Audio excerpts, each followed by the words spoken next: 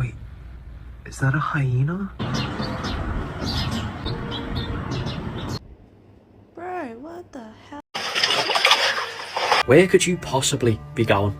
And I started realizing, don't this look like a human foot? Sorry, Steve. That leg's gonna have to come off. Hey, what's up, y'all? Welcome back to another Bryce is Right. I hope y'all have all had a happy, safe, and great Thanksgiving.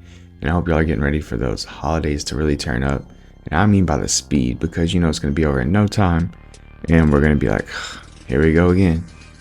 So yeah, y'all just slow down, enjoy it. Really enjoy the little things, y'all. Appreciate them. Try not to stress it and try not to be spazzing out, man. I was having too many spaz fits, so sorry I'm starting to ramble. Look at me go. But yeah, welcome back to another Bryce is Right. You know, where we dive down deep into some of the creepiest and freakiest videos I could find in the deepest, darkest corners of TikTok. Nah, these aren't your ordinary videos. They're gonna be blowing your mind, making your head spin, and having you question your reality. But of course, before we get started, y'all know what to do. Smash that like button, subscribe if you haven't so you don't miss out on any future content, and please leave your thoughts down in the comments below. Let us know what's up. Other than that, y'all know what time it is. Let's go and dive right in, y'all. Let's get it. You really learn something new every day. I just discovered that you can use whistling or snapping to get rid of bees and wasps when they're like flying around you. So whistling is for bees and snapping is for wasps, because for some reason they don't like it. I don't really know like the science behind it, but I've just seen a couple of videos and apparently it works. It works well. Hey, I've just figured I should, relay that information back to you, and I'll let you know if it works. I got it.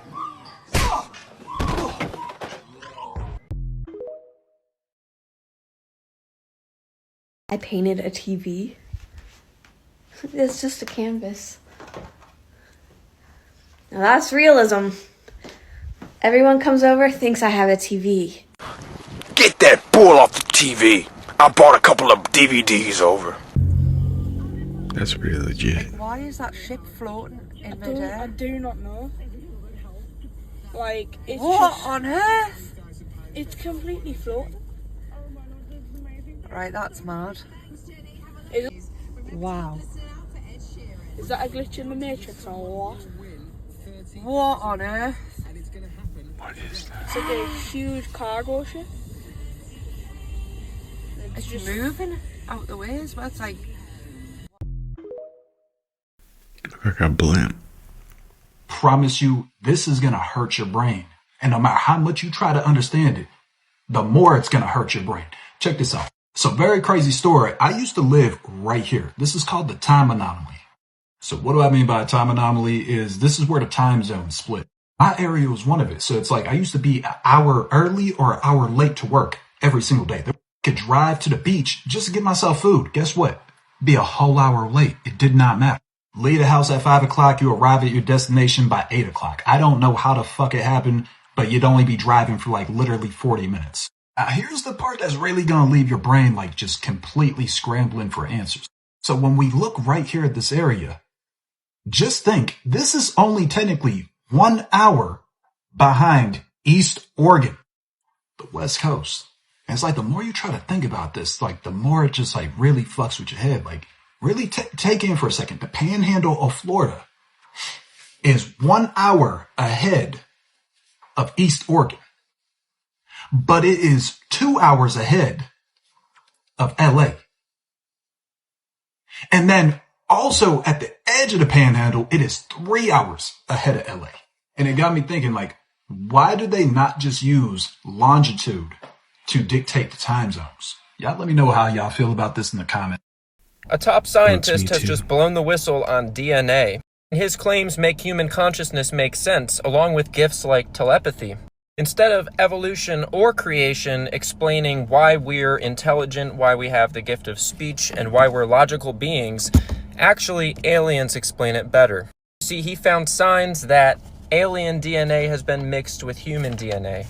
Dr. Max Rampel, with a PhD in genetic biology, he says aliens inserted this unexplainable gene code into human biology. He analyzed 581 complete gene families from the 1000 Genomes Project. He analyzed 581 complete families from the 1000 Genomes Project, and what he found was 11 families carried large sequences of DNA that didn't match their parent in the family. He added that of 348 non-parental variants discovered, none were due to human gene editing, which suggests extraterrestrial genetic manipulation. Alien DNA could be linked to autism and ADHD and Asperger's, he says. You remember when that giant boat crashed into the Baltimore Bridge? The crew from that ship is still stuck in Baltimore 19 months later. They are not under arrest, they are just not allowed to leave Baltimore because there's still an investigation pending. Some of those crew members were already gone from home for months before this, which means some of them haven't seen their families in over 2 years. China and Russia are apparently sending female spies into Silicon Valley to steal secrets from tech workers, even marrying and having children with them. The stock market and job openings have risen and fallen in tandem with each other for decades until 2023. Stocks are up more than 75%. Meanwhile, job listings are down by over 33%. By the way, ChatGPT launched at the end of 2022. There's some weird stuff happening because of AI. Holy lightning! Dead center! Fish are jumping! Look at that! No way there's... Obviously, that's AI. A Russian neurotechnology company has launched a new surveillance program that uses live pigeons fitted with brain implants. Yep, it's as dystopian as it sounds. These bird biodrones can be steered remotely in real time by stimulating targeted regions of the brain. The bird then believes it wants to fly in the instructed direction and is capable of covering 310 miles a day. While the program has been presented as a tool for monitoring sensitive sites, some fear the spy cameras could be used for covert surveillance in cities or war zones. Hey, you guys are watching Bird Up, the worst show on television.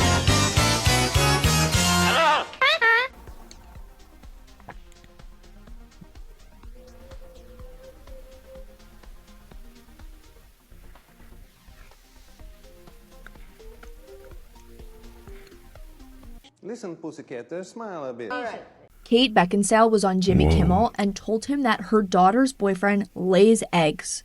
What the? She claims he laid 2 eggs within a week and tells Kimmel it was so hard for her to believe, but he was genuinely so freaked out that she was convinced it was real. She said they broke the egg open to find a kind of hard-boiled yolk inside that she says kind of cooked inside of him. She showed photos only to Jimmy and Guillermo. We never saw them. And Jimmy's only response was that her daughter must be dating the Easter Bunny. Kate says she called every doctor she knows, texted them, anyone they've ever been to medical school with, and still no satisfactory or definite answer. Curious to know what you guys think. Is this just some really elaborate prank she has fallen for, or do we have a miracle on our hands? Sticking feathers up your butt does not make you a chicken. Yeah, we need some proof. Something that I think people realize is my experience with AI or ChatGPT is much different from yours. Even if we ask the same question, it will say something different. Right. I didn't realize this. Me and my friends were debating who is the best soccer player in the world, and I said Messi. My friend said Ronaldo. So we both went and asked our ChatGPTs the same question, and it said 2 different things. Really? Yeah. Well, this reminds me of the social media problem, which is that people think when they open up their newsfeed, they're getting mostly the same news as other people. And they don't realize that they've got a supercomputer that's just calculating the news for them. Mm-hmm. If you remember in the social element, there's the trailer. Yeah. And if you typed in into Google, climate change is, and then depending on your location, it would say not real versus, a made up thing. It wasn't trying to optimize for truth. It was just optimizing for what the most popular queries were in those different locations. I think that that's a really important lesson when you look at things like AI companions, where children and regular people are getting different answers based on how they interact with it.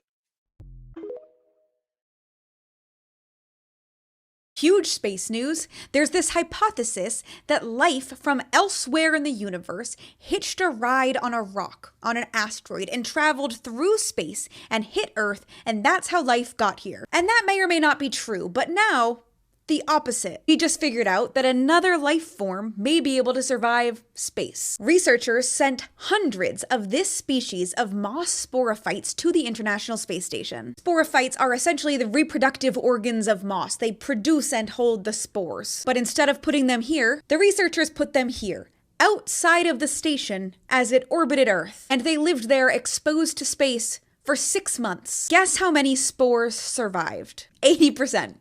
80%. And then they germinated them in a lab on Earth. They germinated. Based on this data, the researchers ran simulations, and their best guess is that the sporophytes could have survived 15 years in space. This is especially insane because when life first moved from water to land about 500 million years ago, guess what was one of the first organisms to do that? Moss. If you've ever wanted to travel through space on an asteroid, please consider voting for me for the I Was Today Years Old award in the first ever US TikTok awards. Or else the moss will take over. I'll have to go vote.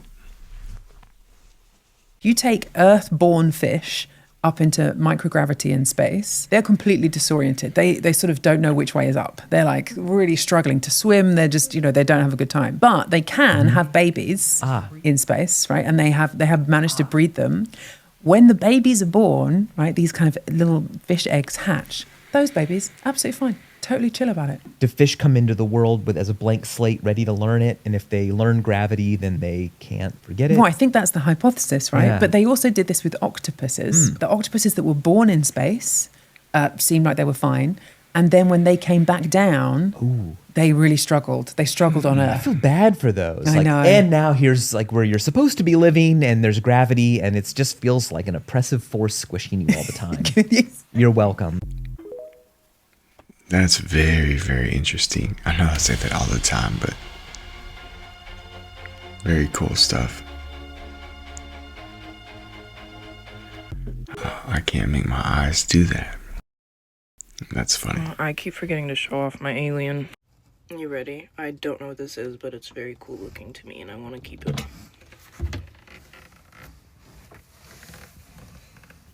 Damn, is that moss from outer space? What? Venomous.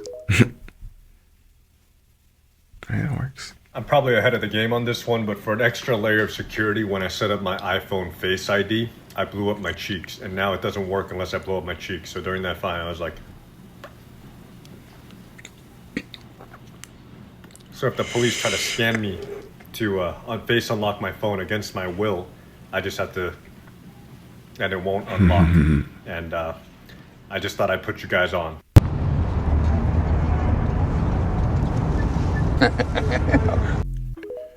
That's pretty impressively smart. I like that. Man, we were talking about this. It's getting crazy in smaller towns. Like everybody's moving to Texas. And then you got, we were talking about China. Like I wanted to look it up and see how bad it was this year. But maybe it's Christmas that's the worst part.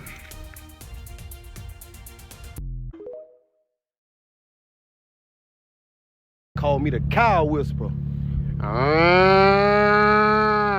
You see him coming? Damn. Everybody got their dunks and their Jordans or whatever it is. But see, I like to cut the middleman. Takes that Dave Chappelle joke to a whole new level. All know I'm coming. I really do this. And I literally got them boys lined up in a goddamn line. Call me a damn wizard. Ooh-wee. The way his lips shape whenever he does that just cracks me up. So everybody's talking about Mall World and all of our shared dream experiences, but how many of you know about the Sky Battle? If you know, you know. So I've talked about this. Many dreams, and most of them were like 2008 to 2009. I mean, to where aliens just come down, and it's just like, it almost looks like Mars Attacks. And then there's other ones where it's dark and you're in this like huge, it looks like twin towers almost, windows all busted out, and you see like the ships, flying by, like vibrations, like. So if y'all share those dreams, please let us know in the comments. I'll kill you, Leonard Nimoy. Okay, so you know how there's been all these tech expos all over the planet where they like unveil technology and robotics and AI and all kinds of stuff recently? Well, there was a tech expo in Iran called the 2025 Kish Inox Tech Expo, which is an international technology exhibition held on Kish Island in Iran, intended to showcase the country's advancements in artificial intelligence, robotics, and related tech sectors. Well, and you're You're not going to believe this, but they unveiled the centerpiece to their entire expo, and it was supposed to be 2 AI robots that were being controlled by AI, and it turned out that the robots were quickly exposed as being humans in rudimentary costumes that were like tight white bodysuits printed with black binary code paired with glowing lights, goggles, gloves, and minimal metallic face paint. The demonstration lasted for about a minute before people started being like, yo, what the hell is there? Are those just people in costumes pretending to be robots? Literally within minutes, this thing went viral everywhere because that's just so silly. Now, to be fair and to give credit where credit's due, the Iranians do have decent drone engineering programs and also cybersecurity programs, but it's clear that the sanctions that have been imposed on the country are still stifling their access to hardware, which is going to make it hard for them to develop AI technology. That's not fair, but life is.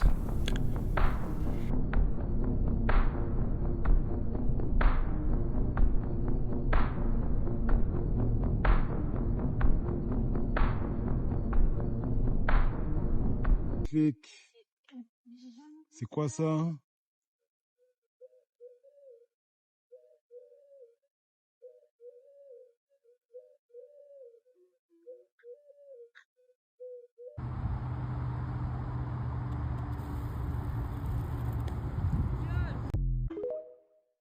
What the? That's some creepy ass shit. Hold on, I want to see this shit.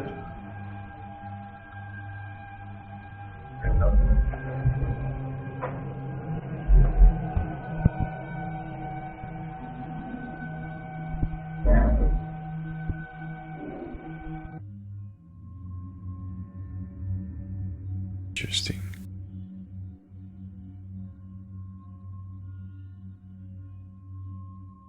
I did not. So it looks like a regular window, right? I'll check it out when you zoom in.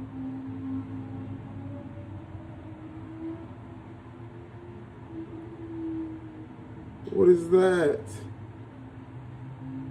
Ain't no way. Maybe like Something a magical train going on reflection. there. Gotta be. What? Do y'all see this? Do y'all see this? Come on, tell me you see this. I mean, with the red lights at the end, I don't know. Have you ever tried to visualize a fourth spatial dimension, a fourth line that could be perpendicular to 3 others? I mean, you can't, right? You can only imagine slices of it. You can only imagine So you've given three-dimensional up. slices. You don't think it's possible? I mean, you can describe it mathematically. For instance, you could take a cube. I could tell you the corners of a cube. And then if I use the language of mathematics, then it's really easy, right? Because I can just say, well, 4-dimensional one, it has a corner at 0, 0, 0, 0. Yeah, you got 4 coordinates. Fantastic. I'm still not feeling it. You're never going to feel it. You're never going to see it. Why do you think I can't? I just don't think that your brain is capable. And that's not just you, This is, Michael. you know how a lot of people count sheep when they go to bed. Yeah. I try to imagine a way to look inside a hollow sphere by looking from a fourth spatial dimension. And I haven't succeeded yet. You surprise me. I mean, I can make a lining, but I don't know about a 4th dimensional space. I'm not sure if my door is locked. I don't like that. Ugh. Fuck it.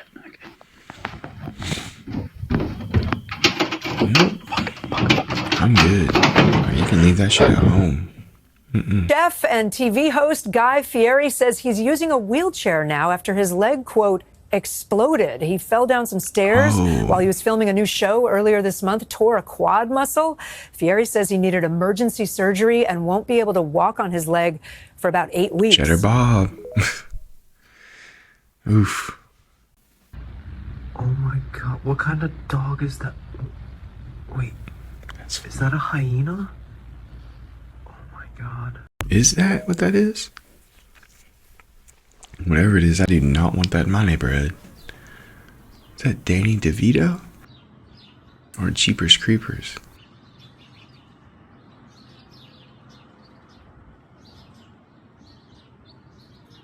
And what is that?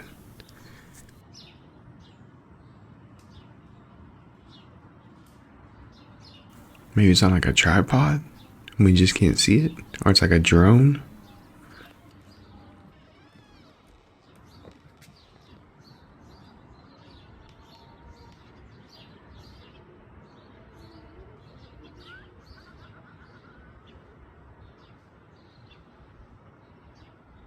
No.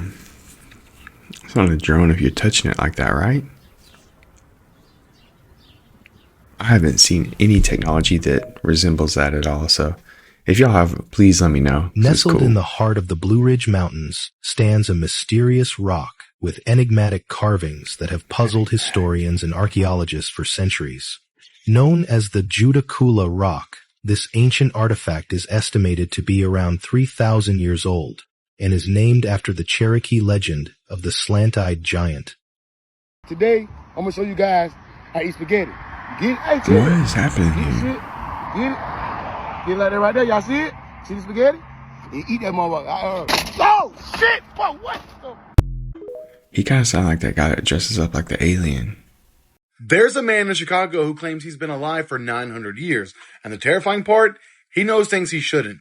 They call him the Infinite Man. And once you hear his story, you'll understand why even the police refused to write an official report. It started when officers found a homeless man wandering downtown. Old coat, torn shoes, mumbling to himself. But when they tried talking to him, he spoke perfect Middle English. Not modern English, the kind spoken in the 1100s. When they brought him in, he suddenly switched accents. French, then Latin. Then something a linguist later said hasn't been spoken on Earth for hundreds of years. He told them his name was Iman, and that he was born in the year 1134. At first, the officers thought he was confused until he started recounting historical events with impossible accuracy.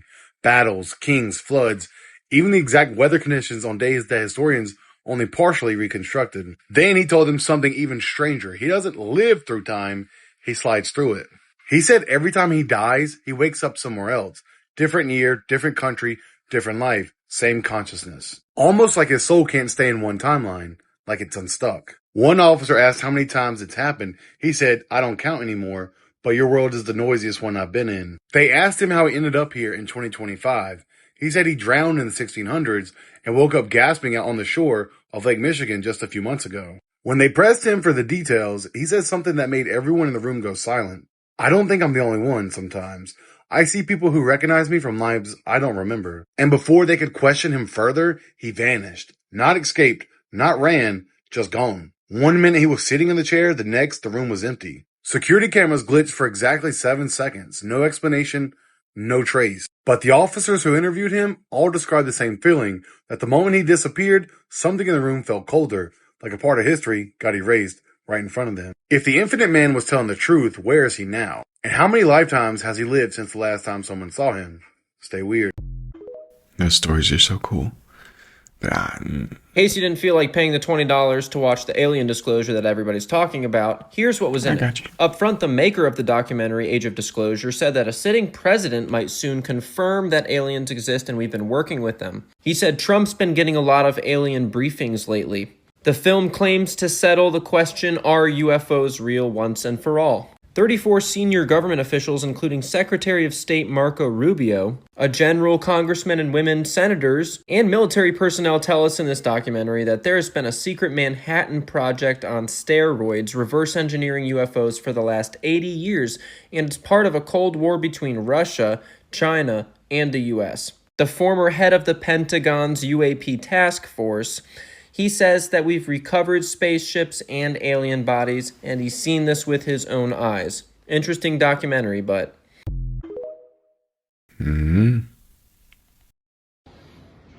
All right, y'all.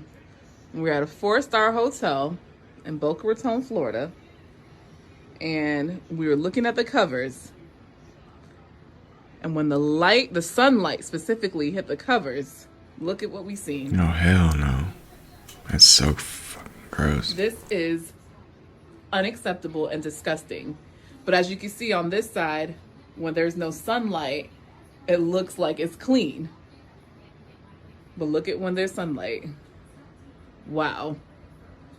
Not to get spiritual.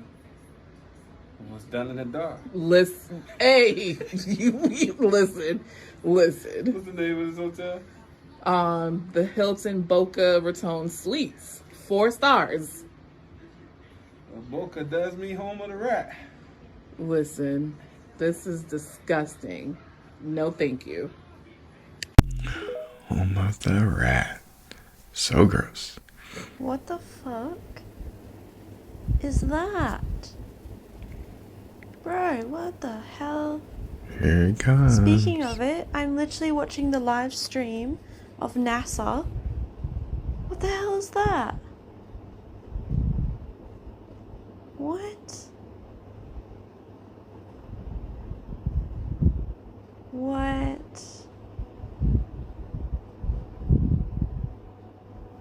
That is so weird.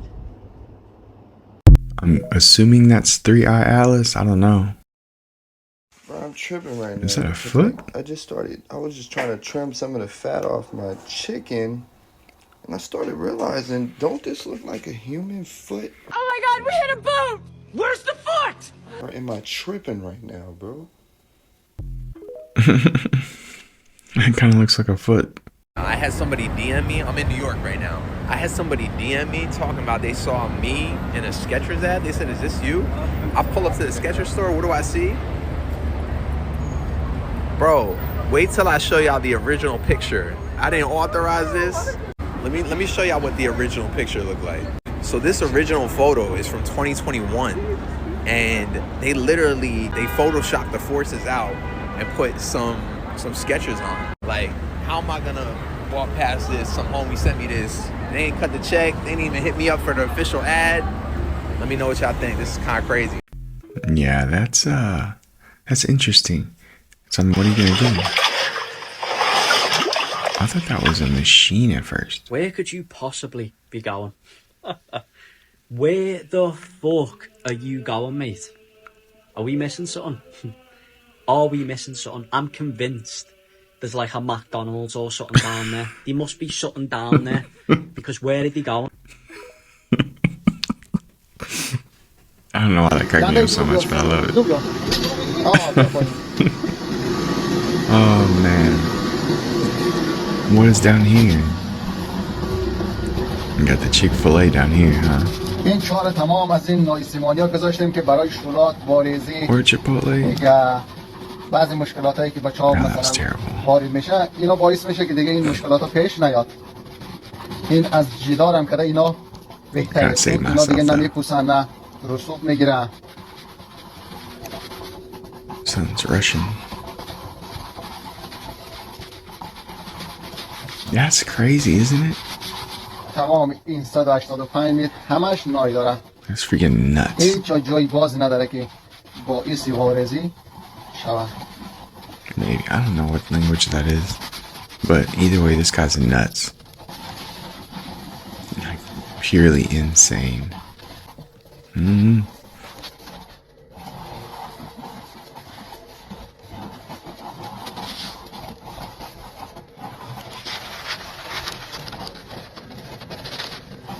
از اینجا روی 120 متری شروع میکنه به آب دیگه.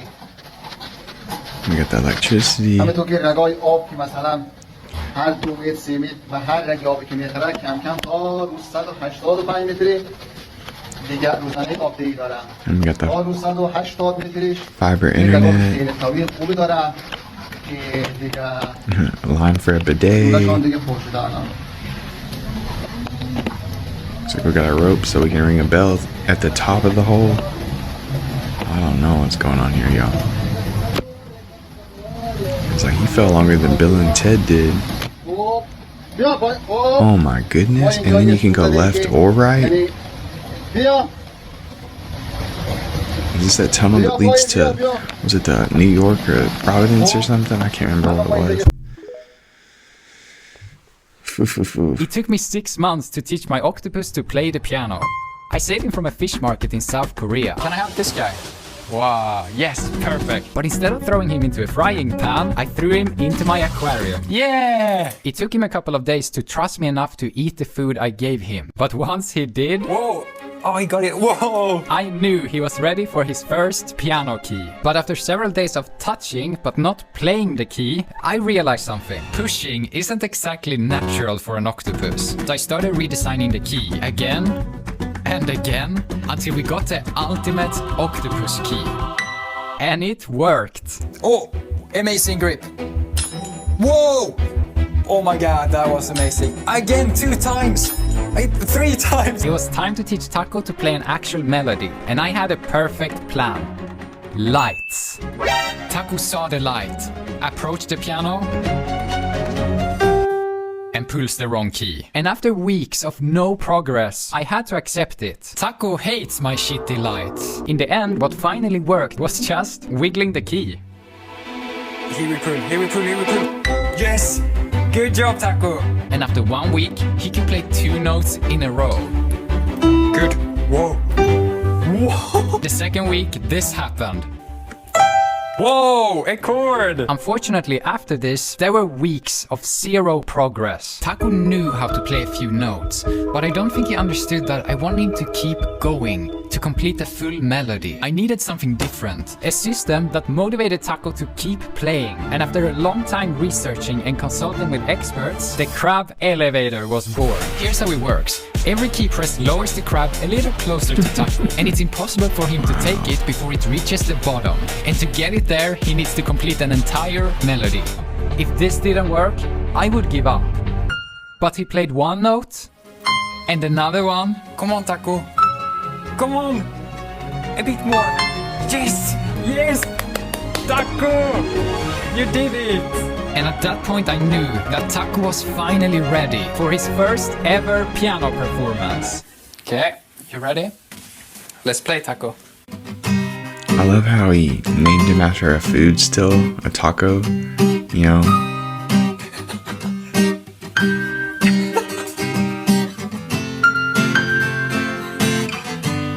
But I mean, I'm so happy with these results, but it was a very complicated process, which is why...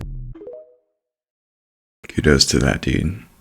What if I told you we may also have been lied to about why there are tides? And I'm sure you're probably thinking there's no possible reason that there'd ever be justification to lie about why the tidal currents occur.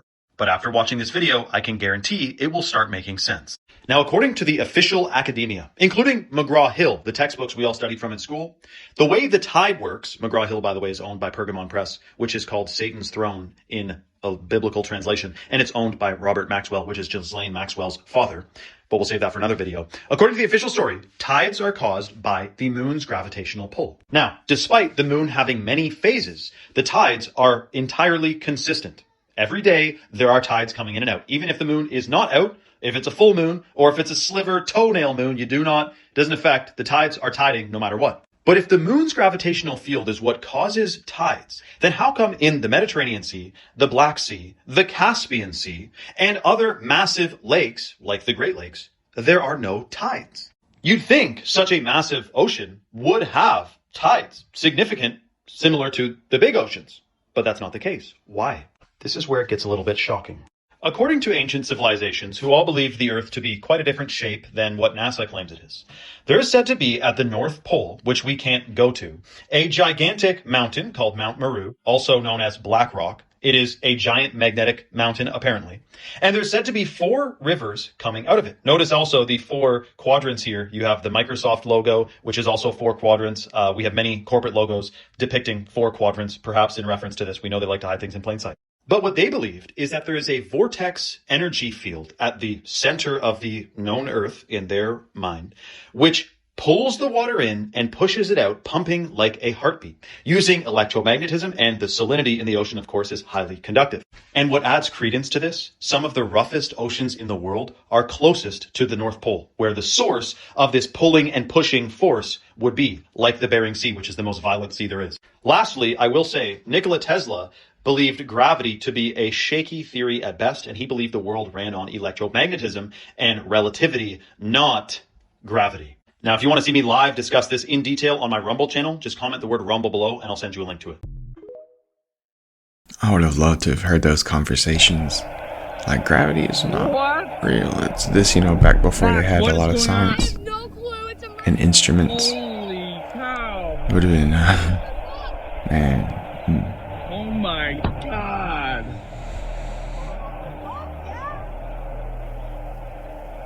This Even is so like pre-prohibition days would have been interesting. I've never seen anything like this, have you? This is when they go after bugs. I've never seen them hunt like this. Yeah, we have this a lot in Texas. Like, normally it's like It's the birds. September, October. Alfred Hitchcock. It's pretty wild.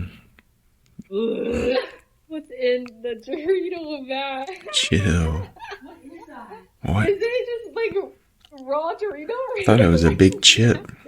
I'm gonna Look how flavorful it is, though. It's definitely like. What? It's like a rag. What? I just ate one. Made me want to gag. Please let this go viral. What? Ew, wait, I'm disturbed. Yeah. You need to send this to Doritos. No, Doritos needs to send something to her. That's a health hazard. Okay, bye. What would y'all do if y'all found that? This one is Who would try and genuinely eat the it? strangest shit I've ever seen. Off the coast of Italy, there's an island called Sardinia. On the island are 3,500 of these. They're called Domus de Janus, and they were built 5,000 years ago. They're referred to as fairy houses by the locals. Domus is the origin for domesticate. But these don't make sense as houses. They are not big enough for humans. Imagine walking around your house bent over all day. Archaeologically, they're referred to as tombs, even though no bones have ever been found in any of them. It's also quite strange to leave your tombs wide open so that people could steal whatever's inside. Some of them almost look like passage mounds from Ireland. Passage mounds were ritual spaces, which means people came in and out of them quite often. But how are people supposed to move around in these spaces when they're that small? Another theory was that they're cisterns. Other ancient places like Petra and Sigiriya Rockfort use these to hold water in times of drought. That does not make sense for the Domus, though. The drains drain out, not in. Many are on the surface with 4 open doors, not good for securing stuff if it's a house, but good for us. A technique called lichenometry can be used to roughly date the rocks using fungus and how fast it grows. This puts the caves firmly dated before the wheel, but there are these cart ruts all over the place going over them. If the grooves took time to make, they would have to be significantly older than the Domus. And with no wheel, what vehicle was going down that road? There's a ton of Taurus or bull art in the caves. I think they're referring to the geometry, not the bull. You look down the door of the Taurus hole, you see a spiral. Spiral is also carved on the walls of these things. Again, very similar to Newgrange in Ireland. Could also be a torii gate from Japan. There's also carvings of that and a false door inside. Oh, wow. Baffling. This is my 400th video. About 300 of them are on ancient places like this. This place has officially astounded me, and I haven't even talked about the Nurage. There are 7,000 of those. If you don't like to sleep at night, I have great news. Everything I've ever made about this stuff that we should have learned in school is now in a bundle. You can find it right there. Have fun. It don't seem like it was for storms or for protection.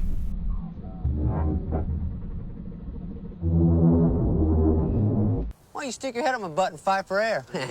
Those things are so freaking huge. President Barack Obama, he had 30 of the same suits. Why? Just because you're busy, it doesn't mean you're being productive. Your brain, your cognitive load is like a bathtub. If you have a bathtub, the bathtub can only hold so much water. If you keep putting water in, it's gonna overflow. That's your cognitive load. It's the same thing when you put stuff in there. I'm gonna add more stuff and more stuff and more stuff. Your cognitive load is overflowing. It's maxed. You're inefficient, you're sloppy, you're not getting things done right. If you are, you're just barely getting there. You're everywhere. You're stressed out, you're frazzled because you're maxed out. So everything I do, I learned this from watching presidents, I keep my load light.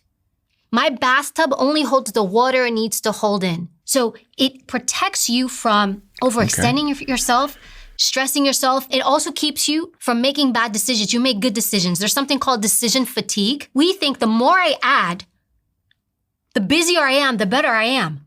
I'm moving, I'm hustling, I'm doing all this stuff. Look how maxed out I am.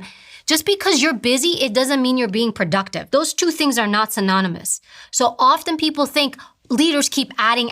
No, you know what good leaders do? They take out of that bathtub. What can I do less of so I can be exceptional at the other things I do? President Barack Obama, he had 30 of the same suits. Why? So he didn't have to make so many decisions every day? Yeah. He didn't want to sit and figure out what he's going to wear. Super smart. That's a decision he didn't have to make. That keeps his bathtub light. Think about all the decisions he had to make every single day. Boop, take that thing out. You don't have infinite resources. You do not have an infinite cognitive load, and you do not have an infinite emotional load. Don't keep adding. Your job is to take out so that the things you do exceptionally well, and you're much more emotionally stable. Lighten your bathtub.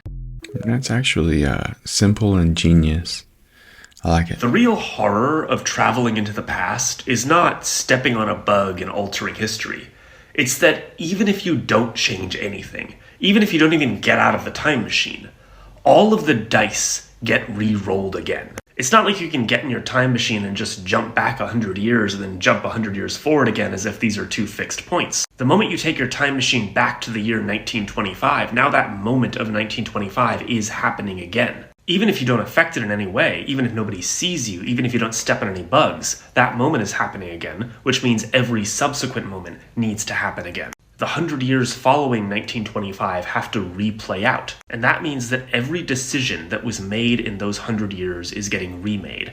Everything that was based on a coin toss or a dice roll is getting re-rolled. Everything that was based on intuition or snap judgment or random chance is getting played out again, with probably different results. Even if you change nothing, even if the circumstances are identical, millions of dice rolls are getting re-rolled, and those re-rolls are creating new rolls that didn't exist before. Every single decision or event that was in any way based on random chance in those 100 years has been re-decided. You're going to step out of your time machine in 2025 and everything is going to be different, and there's not going to be any root cause that you can go back and fix because you didn't change anything. You just re-rolled all the dice. Almost everyone you knew no longer exists. There's different, almost identical people in their place because a different sperm hit a different egg. The broad strokes of history are probably the same, but all of the details are different. You dealt a new deck of cards and you will never get the old shuffle back. Dude, I think he's doing the dice thing too much. That's really all he's got. That's the best way I've ever heard it. I like that. Did you know this Way was too taken much. out of our history books? Story about George Washington, the bulletproof president? Yeah. You know, George Washington was a courier for General Braddock, one of the English generals during the French and Indian War. All of the couriers were killed. And Washington had 2 horses shot from beneath him, and he had 4 bullet holes in his jacket, but no flesh wounds. He had bullet fragments in his hair, no flesh wounds. Many years later, he still hadn't become president yet, but he was back in the area, and one of the Indian chiefs who had been involved was elderly at that point, near death. He said to his braves, "Take me to see this man. I must see him before I die." And when they brought him in the presence of Washington, he said, "Sir, I'm an expert marksman, and I shot you 17 times. And my men shot you, and pretty soon I told them to stop wasting their bullets. And I just wanted to meet the man who was protected by the great presence of love." That story used to be in all of our history books until it became politically incorrect. Why was it politically incorrect? God. George Washington wrote a letter in 1755 claiming these things himself, so that's a primary source. I wonder why they don't want that story shared. Man, I was wondering if that guy's eyes were open that whole time. Not many people know this, but in the 1990s, there was a conspiracy theorist with a public access show where he ranted about crazy crackpot theories every single day, and nobody took him seriously. But then after he died, it turned out he was right about everything. In the late 80s and throughout the 1990s, there was a man named Clay Tiffany who had a public access TV show called Dirge of the Charlatans, where he would sit for hours on end and just rant and ramble about all kinds of conspiracy theories about elite government corruption within the city. He would talk about judges laundering money through nonprofits and NYPD officers falsifying crimes to throw people in jail, and members of the NYPD acting as roving gangs and enforcers for the mob. But then something happened to Clay Tiffany. In March of 1997, he was pulled over by an NYPD officer named Nick Tartaglione, who said that he had seen Clay Tiffany's show and wanted him to stop talking about the NYPD, and that he was connected to the mob, and if he didn't shut up, he would have him taken care of. Or at least this is what Tiffany claimed the following day on his show, where he talked about the incident. And as Clay Tiffany claims, the next day after this broadcast, Nick Tartaglione showed up at his house, threw him against his police cruiser, arrested him, and brought him in on some made-up disturbing the peace charge. But Clay Tiffany was not going to be bullied, and he would not give up. So the next several years on his show, he did a full investigation of Nick Tartaglione, sending in a bunch of requests with the Freedom of Information Act to the government to get documents about him. And he dug up a ton of dirt, like multiple police brutality reports, a bunch of excessive force complaints, and unexplained departures from dozens of his previous police jobs. And in response, Clay Tiffany claims that he was attacked and brutalized by Nick Tartaglione and his cop buddies multiple times throughout those years. The first incident, he was attacked outside of his home again. The second incident, he was thrown to the pavement and beaten outside of a town meeting. And the third incident, he was beaten so badly that he was hospitalized for weeks. Tiffany ended up suing Nick Tartaglione. He didn't win, but there was an undisclosed sum settled out of court. But more importantly, he had lost any credibility that he ever possibly had because of these repeat accusations of Nick Tartaglione, and people started actively calling for his public access show to end. So in the early 2000s, that's exactly what happened. The show ended and Clay Tiffany disappeared from public life. And in 2015, he died from heart failure. But in 2016, Nick Tartaglione was arrested for the execution-style murder of 4 men in a drug trafficking job gone wrong. Clay Tiffany was right. Nick Tartaglione was mob connected, he was corrupt, and him and his buddies were running as enforcers for the mob within the NYPD. And what's even crazier is that Nick Tartaglione was at one point Jeffrey Epstein's cellmate and the last person to ever see him alive that we know of. And real quick, if you like my videos and you want to see more in-depth writing from me about pop culture, movies, TV, video games, weird historical facts, so on and so forth, you can do that here. Wow. That was a cool story. I like that.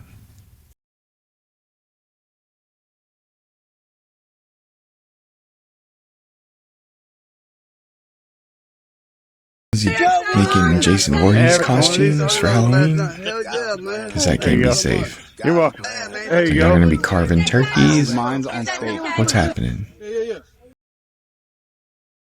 All right. There you go. What is going on? Right.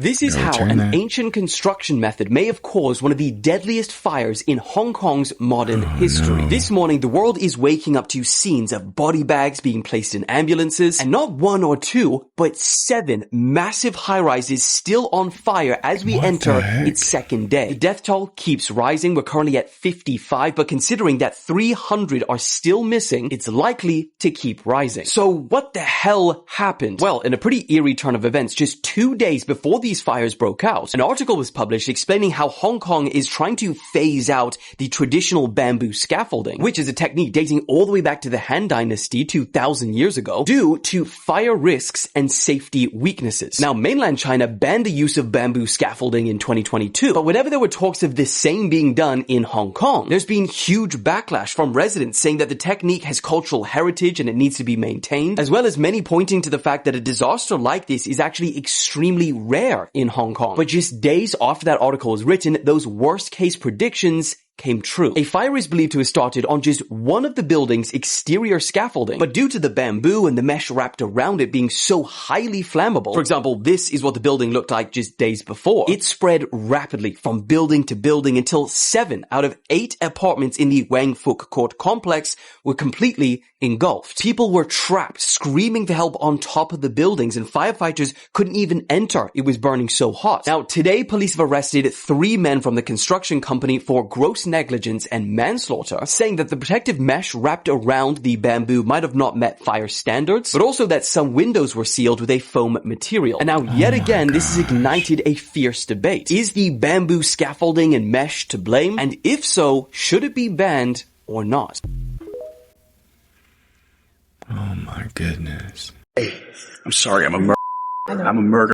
Cousin. I need help. Oh my God, Bradley. I killed plenty of people. I do not want to kill anyone else. Bradley, come on. A man just confessed to murder during a couple's proposal. This video is currently going viral of a couple's proposal video, or what was supposed to be that, when this man gets in front of the camera and decides now is the perfect time to confess to murder. He then gets down in front of the camera and says he's murdered a lot of people, but says he doesn't want to hurt anyone else and asks God to please forgive him. People were so disturbed, they didn't know if it was real or AI generated, but the couple couple confirmed that it was 100% real. He said he planned this for a long time. They were going to go to the basilica, look around, and then he was going to get down on one knee and pop the question. But when he did so, he looked over to the photographer and there was a man standing in front of the camera. They said they had no idea who he was, but there was someone with him calling him Bradley. But after they posted the video, that man's neighbor commented and said he hasn't been home in weeks, and the last time they saw him, he had bloody knuckles. They sent all of this to the police and it's being investigated, but what's even more sad is that this man was in a wheelchair and he spent months practicing how to get down on one knee,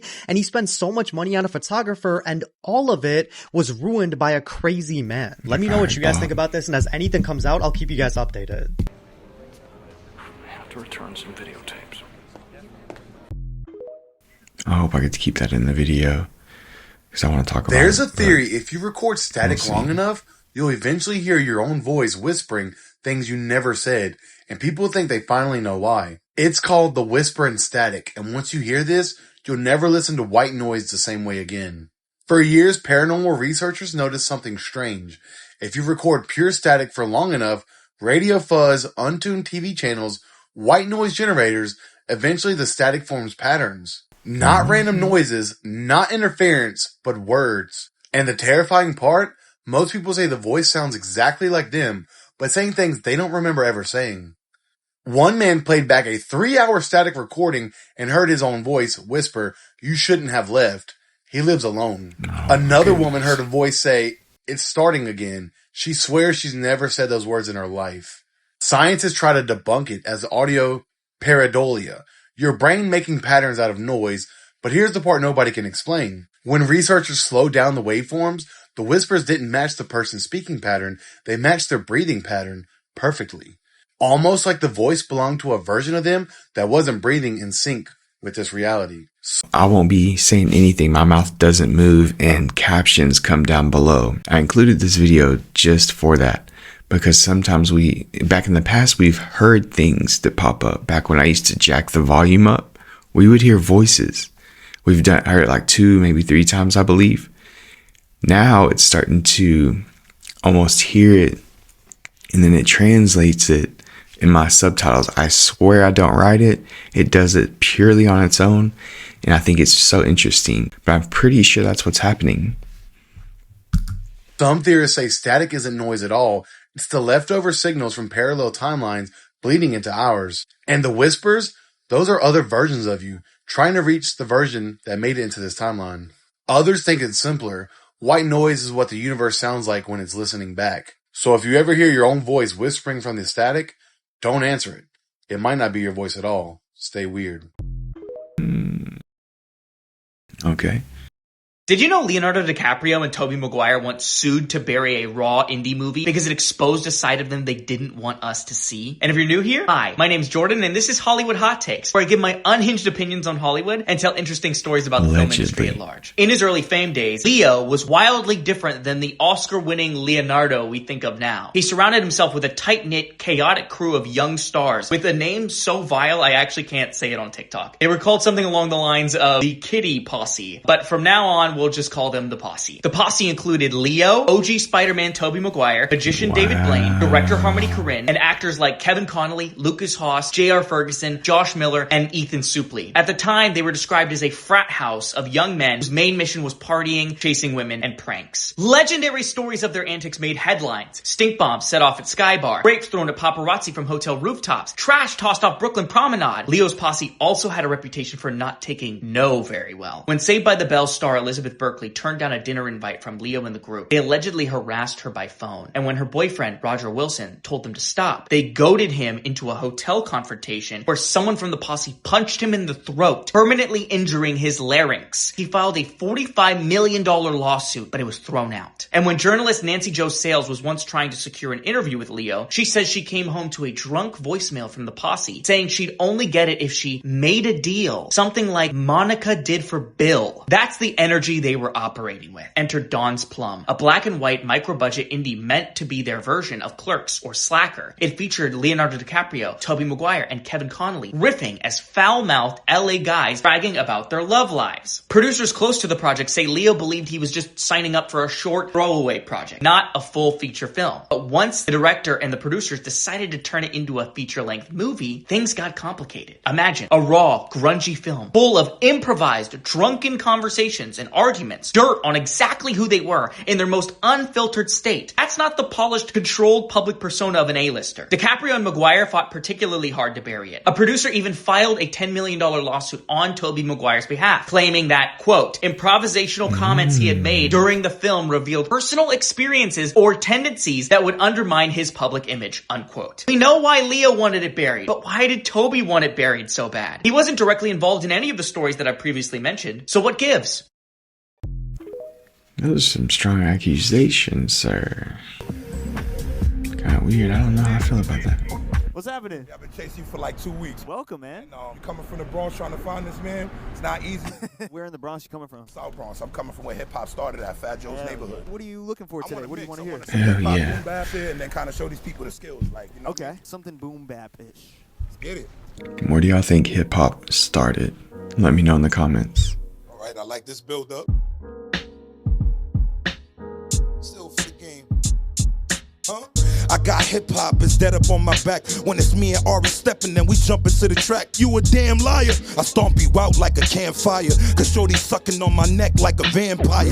I'm too hyped now, I'm ready just to arm and get it. I'm riding in the Lambo, you in the Honda Civic. Be thankful living, be thankful that you're forgiven. Cause about to get turkey served without that Thanksgiving. I'm Biggie Smalls with gritty fours. I hypnotize every girl in the room until I get inside. Say something wrong, then I'm coming right on you. Nickel bags where I'm at, they look like Rosie O'Donnell. They wanna play games, but they never gonna get to me. Even if you take a sniff of coke, then you be whiffing me. You see haters, so you really be mad. You see the product's narcotics, so I'm moving the slab. I keep it on that right strip, so now they still flowing him. I used to have it at night, remind you of Nickelodeon. They wanna see it, my homie, I'm trying to have it. The only thing I wanted, I throw it, Donovan McNabb. Bar, son. Hey, thank y'all so much for tuning in to another Bryce is Right. Once again, I hope y'all had a happy, great, safe Thanksgiving. Of course, like I said, just slow it down, enjoy the little things, and get your gift shopping done, man. Order that crap online. It's too easy. I've been super busy lately, so I haven't been able to engage as much, but that's what I plan to do over the next month.